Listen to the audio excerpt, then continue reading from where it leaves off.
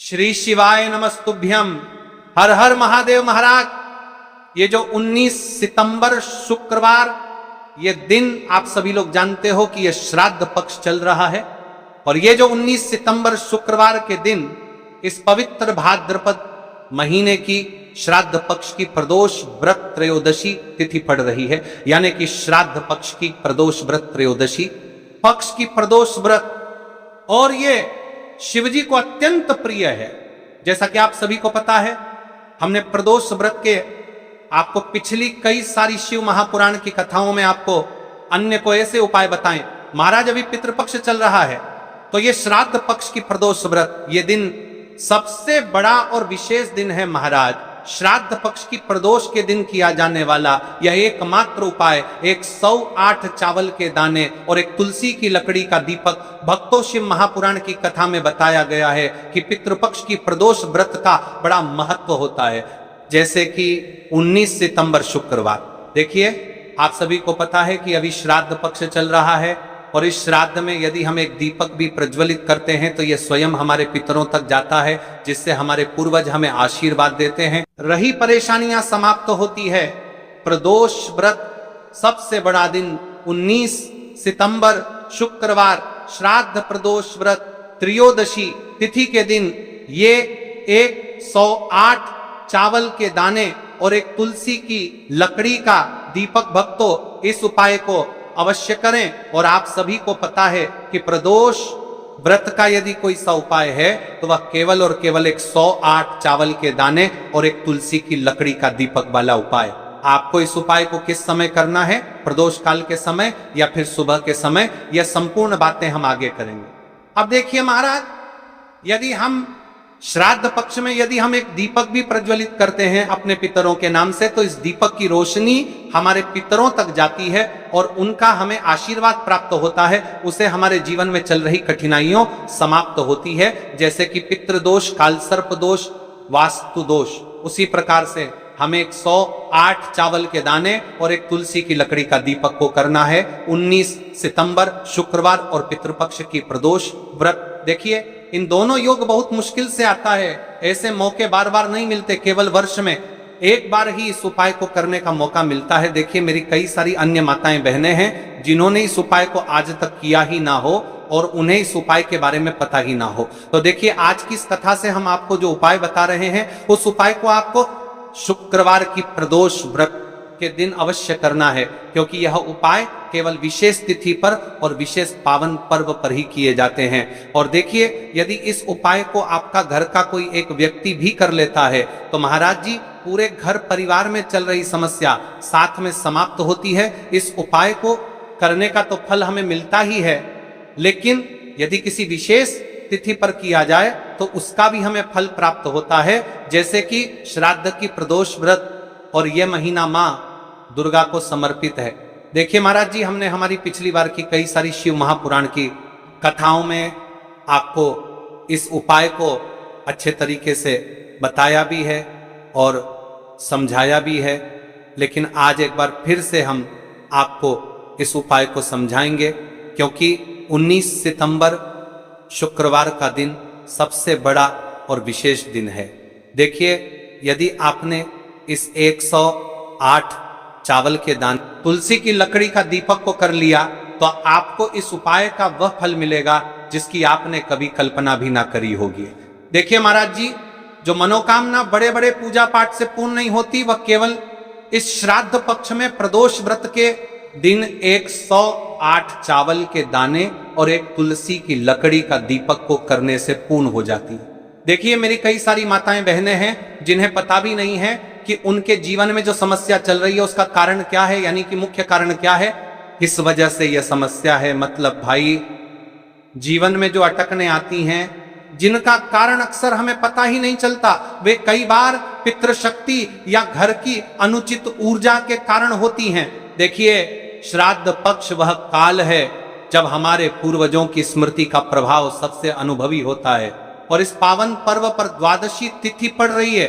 तो यदि आप ये उपाय द्वादशी तिथि वाले दिन करते हैं तो इसका 100 गुना बढ़ जाता है। देखिए महाराज, 108 चावल के दाने और एक तुलसी की लकड़ी का दीपक जो शुद्धता और रक्षा का प्रतीक है। प्रदोष व्रत की घड़ी में यह उपाय करके एक दीपक जलाकर हम अपने घर के नकारात्मक बंधनों को तोड़ने, पूर्वजों की शांति प्राप्त करने और जीवन में अच्छे अवसर पुनः सक्रिय करने का आग्रह करते हैं। इसलिए आपसे निवेदन कर रहे हैं 108 चावल के दाने और एक तुलसी की लकड़ी का दीपक अवश्य करें।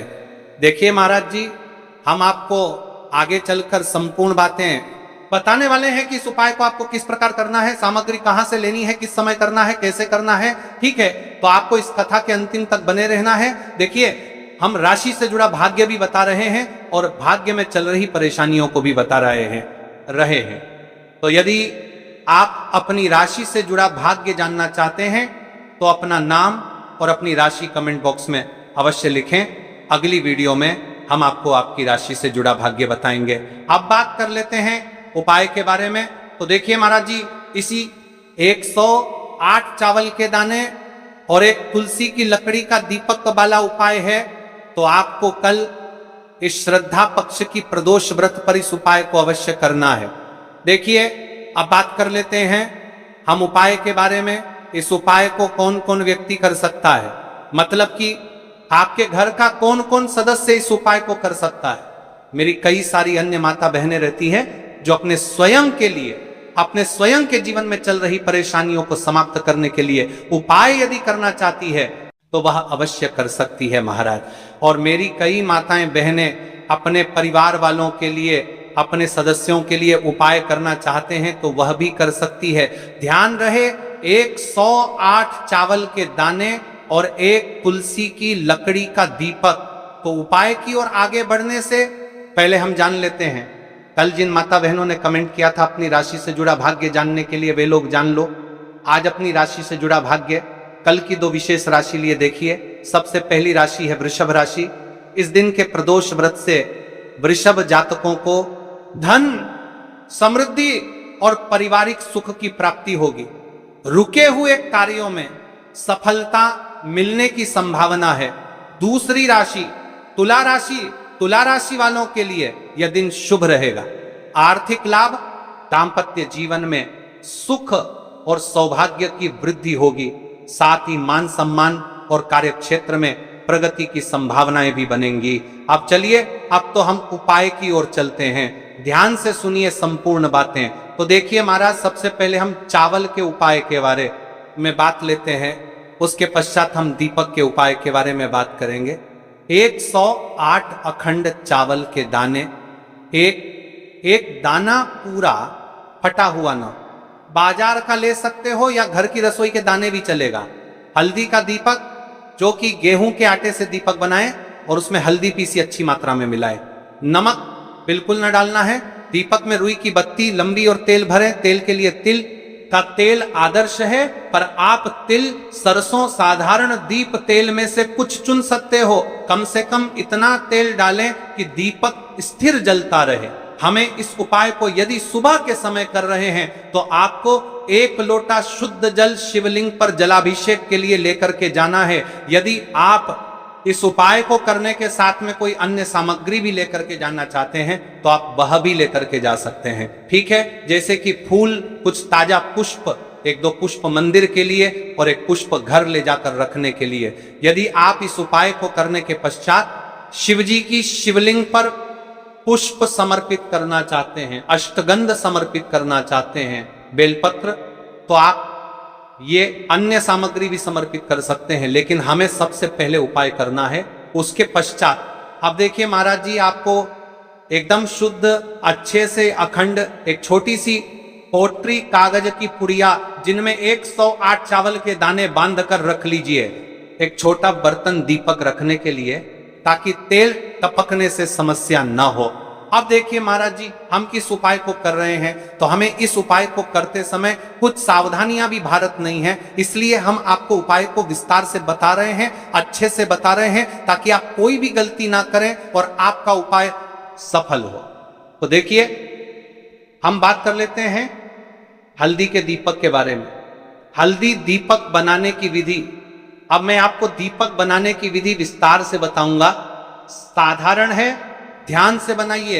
एक साफ बर्तन में गेहूं का आटा आवश्यकता अनुसार निकालिए। छोटी सी लोई के बराबर आटा ले लीजिए, इसमें एक चुटकी हल्दी पाउडर अच्छी मात्रा में मिला लीजिए। हल्दी रंग दीपक को शुभ बनाती है। नमक बिल्कुल न डालें, पानी बहुत कम डालकर मिश्रण को गूथा जाए ताकि एक नरम लोई बन जाए, बहुत सख्त नहीं और बहुत नरम भी नहीं। अब उस लोई की छोटी छोटी लोई लेकर बीच में गड्ढा बना दीजिए। दीपक का आकार कटोरी जैसा होगा ताकि तेल और बत्ती आ सके। दीपक में रुई की बत्ती रखें, रुई को बीच से थोड़ी लंबी रखें ताकि बत्ती दीपक से ऊपर रहे। अंत में दीपक में तेल भरें। ध्यान रहे कि तेल बत्ती के आसपास पर्याप्त रहे। अब दीपक प्रज्वलित करने के लिए तैयार है। दीपक पूरी तरह सूखा न हो, नर्म आटा आवश्यक। दीपक को जलाकर परीक्षण कर लें ताकि मंदिर में जलाते वक्त समस्या न हो। अब हमारा दीपक बंद करके तैयार हो गया है। अब बात कर लेते हैं इस मुख्य उपाय के बारे में। 108 चावल के दाने। तो देखिए महाराज जी, आपको चावल के दाने कहां से लेना है, कैसे लेना है, कब लेना है, इन बातों का आपको ध्यान रखना है। तो देखिए, बहुत से लोग पूछते हैं क्या घर का चावल चलेगा या बाजार का, किस तरह का चावल लेना चाहिए। मैं स्पष्ट कहता हूं, घर का सामान्य चावल या बाजार का कोई भी पूरा दाना चलेगा, पर एक शर्त, 108 दाने अखंड व पूरा होना चाहिए। दाने फटे हुए ना हो। 108 दानों को आप एक साफ सुथरे डिब्बे या कागज की पुड़िया में रखकर मंदिर ले जाइए। मंदिर तक जाते समय पुड़िया खुले ना हो और दानों पर विश्वास और श्रद्धा बनी रहे। अब देखिए, हमारे चावल के दाने भी तैयार हो गए और हमारा दीपक भी तैयार हो गया। अब बात कर लेते हैं कि इस उपाय को करने का सबसे उत्तम समय कौन सा है। मैंने किस समय हमें इस उपाय को करना है, प्रदोष काल का समय या सुबह का समय। देखिए महाराज जी, जैसा कई भक्त पूछते हैं कब किया जाए, मैं 2 विशेष समय बताता हूं। सुबह का समय उत्तम प्रातः 7 बजे से 10 बजे तक, इससे दिन का मंगलप्रद आरंभ होता है। यदि सुबह 7 बजे तक जाना संभव नहीं तो 12 बजे से पहले भी कर सकते हैं।